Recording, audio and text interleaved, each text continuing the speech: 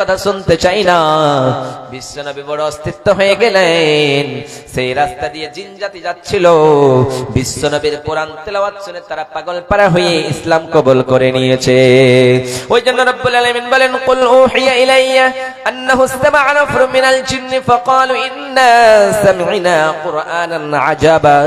ওই কাফেরেরা যখন, ওই জিনেরা যখন রাস্তা দিয়ে যাচ্ছিল, তখন বিশ্বনবীর আওয়াজ শুনতে পেল, কোরআনের আওয়াজ। সঙ্গে সঙ্গে বলল, হায় রে, আমরা কি আশ্চর্য কিতাব শুনলাম, আজকের পর থেকে কখনোই শুনিনি। সঙ্গে সঙ্গে কালিমা পড়ে মুসলমান হয়ে গেল। আজকে আমাদের কানে কোরআনের আওয়াজ যায় না, আমরা কোরআন শুনতে চাই না, আমরা কোরআন মানতে চাই না, আমরা কোরআনের রক্ষণাবেক্ষণ হতে পারি না। আল্লাহ বলছেন, গোলাম, ও গোলামের ঘরের গোলাম, কোরআন নিজের পরিচয় দিতে গিয়ে বললেন, আল্লাহ এই কোরআন নাজিল করেছে, দীর্ঘ 23 বছরে কোরআন নাজিল করেছে, আবার কোরআনের রক্ষণাবেক্ষণ আমার আল্লাহ নিয়ে নিয়েছে। ওই জন্য রব্বুল আলামিন বলেন, ইন্না নাহনু নাযালনা যিকরা ওয়া ইন্না লাহু লাহাফিজুন।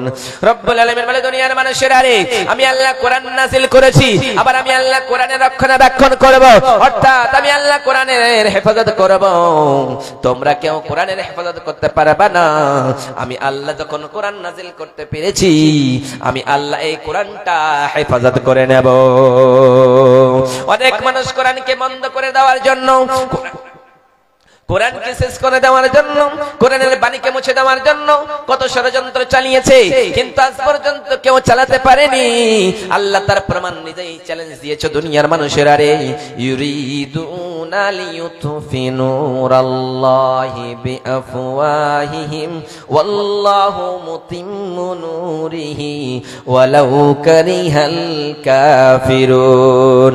রব্বুল আলামিন বলে, দুনিয়ার মানুষেরা, তোমরা কোরআনকে বন্ধ করে দিতে চাও, দিয়ে কোরআনকে শেষ করে দিতে চাও, কিন্তু না না, এই কোরআনকে আমি কিয়ামত পর্যন্ত নিয়ে যাওয়ার জন্য চ্যালেঞ্জ করে দিয়েছি রে গোলাম। এই কোরআনের মতো তোমরা কোরআন বানিয়ে দেখো, কোরআন শেষ করার জন্য ষড়যন্ত্র চালাও, কখনোই সেটা সম্ভব নয়। আল্লাহ বলতেছেন, গোলাম, তোমাদের কি কোরআনে সন্দেহ হয় নাকি? এই কিতাবে কি তোমাদের কোনো সন্দেহ আছে নাকি? কোন মানুষ যদি একটা ছোট্ট বই লেখে, প্রথম নাম্বারে লিখবে, আমার যদি ভুল হয়ে থাকে ক্ষমা করবেন। কেউ যদি বক্তৃতা করে, তাহলে বলে, আমার ভুল হয়ে ক্ষমা করবেন। কেউ যদি কোন জায়গায় কোন গল্প করে, তাহলে ভুল হওয়ার আগে ক্ষমা চাইবে।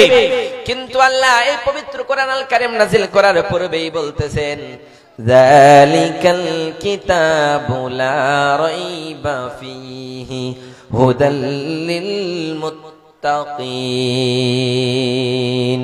রব্বুল আলামিন বলেন, এই কোরআনের ভিতরে কোনোই সন্দেহ নেই, কোনোই ভুল নেই, কোনো কিছুই নেই। যালিকাল কিতাব লা রাইবা ফীহি, এই কিতাবের ভিতরে কোনো সন্দেহ নেই, কোনো অবকাশ থাকতেই পারে না ভুলেই।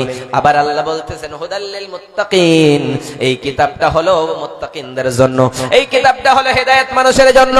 এই কিতাবটা যারাই পড়বে তারাই হেদায়েত পাবে, এই যে কিতাবটা যারাই মানবে তারাই হেদায়েত পাবে।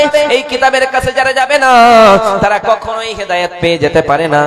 এই কিতাব থেকে যদি দূরে থাকো, তাহলে হেদায়েতের আশা তুমি কখনোই করো না, কখনোই সম্ভব নয়। কারণ তুমি ভুল বের করতে যাচ্ছ। আজকে এই কোরআনের আজ থেকে নিয়ে কেউ ভুল বের করতে পারেনি।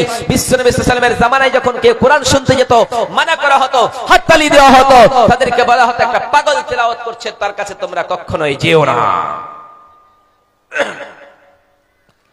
লোকেরা অন্য অন্য জায়গা থেকে কোরআন শোনার জন্য, অর্থাৎ হজ করার জন্য বাইতুল্লাহ যেত। বাইতুল্লাহ যাওয়ানোর পরে হায়রে দেখতো, এইরকম করতে করতে কাফেরেরা ওই হজকৃত মানুষদেরকে ভাঙাতো। ওই যে জায়গায় দেখতে পাচ্ছ একজন পাগল আছে, ওর কাছেও তোমরা যেও না, ওর পাশেও তোমরা যেও না। ওই যে কথাগুলি বলে তোমরা মেনো না। কিন্তু যারা এরকম করে যেত অন্য দেশ থেকে, তারা মনে করতো, হায় রে, আমরা যখন টাকা খরচা করতে এসেছি, তখন আমরা যখন হজ করার জন্য এসেছি, মক্কা নগরে ঘুরতে এসেছি, কোনটা পাগল রয়েছে, ওই পাগলটাকে একবারের মতো তো আমরা দেখবো। ওই পাগলকে তো এরা তো পাগল বলে দেশের লোক, কিন্তু আমরা একবারের মতো সেই পাগলটাকে দেখবো। সেই সময় সেই লোকেরা জানো বিশ্বনবী সাল্লাল্লাহু আলাইহি সাল্লামের কাছে চলে যেত। বিশ্বনবী সাল্লাল্লাহু আলাইহি সাল্লামের চেহারা দেখে তারা পাগল। হায় রে, এই লোকটা কি পাগল হতে পারে নাকি? এই লোকটা কখনোই পাগল হতে পারে না, এই লোকটা সম্ভব নয় কখনোই পাগল হওয়ার। আবার যখন তিনি কোরআন পড়তেন, তাদের কোরআন শুনে তারা যেন পাগল হয়ে যেত আর বলতো এই লোকটা কখনোই পাগল হতে পারে না। এটাই হলো আমাদের নবী, দয়ার নবী, আখিরি পয়গম্বরের নবী বিশ্বনবী সাল্লাল্লাহু আলাইহি ওয়াসাল্লাম। এইরকম করে করে লোকেরা ঈমান আনতো। বিশ্বনবী সাল্লাল্লাহু আলাইহি সাল্লাম থেকে যত তাদেরকে দূরে করত, ততই তারা কাছে আসতো, তারা কখনোই দূরে যেত না। এইরকম করে করে কোরআন তেলাওয়াত হয়েছে। আমরা এই কোরআনের ভিতরে মানতে চাই না, মানতেও পারি না, মানতেও চাই না, মানতেও চাই না। যে কোরআনের ভিতরে কি বললো, এই কিতাবটা যেমন তেমন কিতাব নয়। এই কিতাবের ভিতরে আল্লাহ চ্যালেঞ্জ ছুড়েছে, দুনিয়ার মানুষেরা তোমরা এই কোরআনের মতো করে একটা কোরআন বানিয়ে নিয়ে এসো, তোমরা যদি ক্ষমতা থাকে তাহলে।